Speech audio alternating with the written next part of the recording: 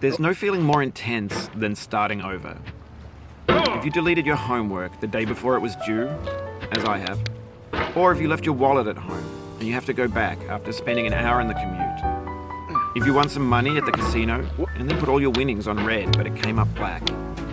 If you got your best shirt dry cleaned before a wedding and then immediately dropped food on it. If you won an argument with a friend and then later discovered that they just returned to their original view.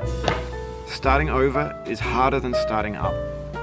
If you're not ready for that, like if you've already had a bad day, then what you're about to go through might be too much. Feel free to go away and come back. I'll be here. Alright, thanks for coming with me on this trip.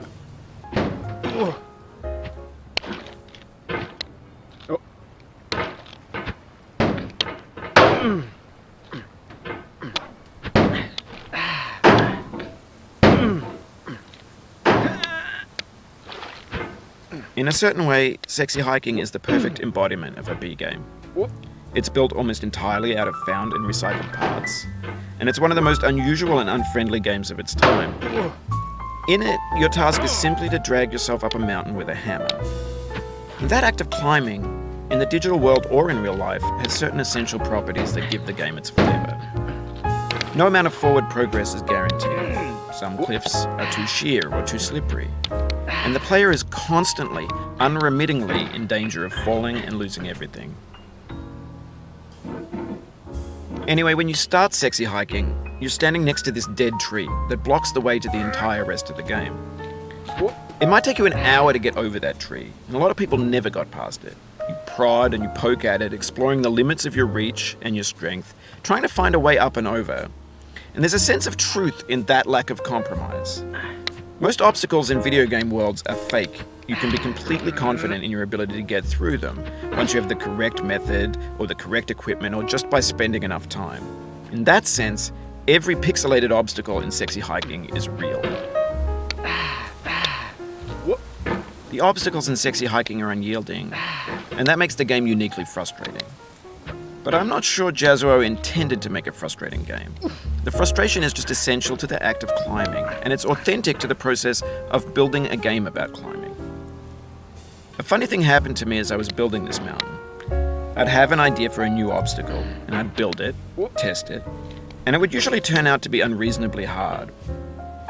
But I couldn't bring myself to make it easier.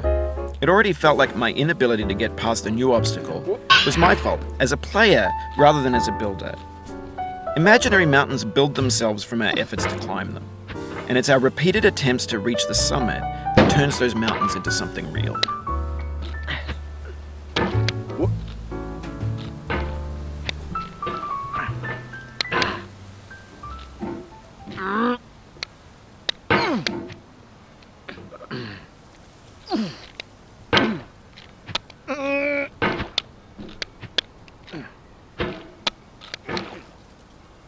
Oh, you just lost a lot of progress.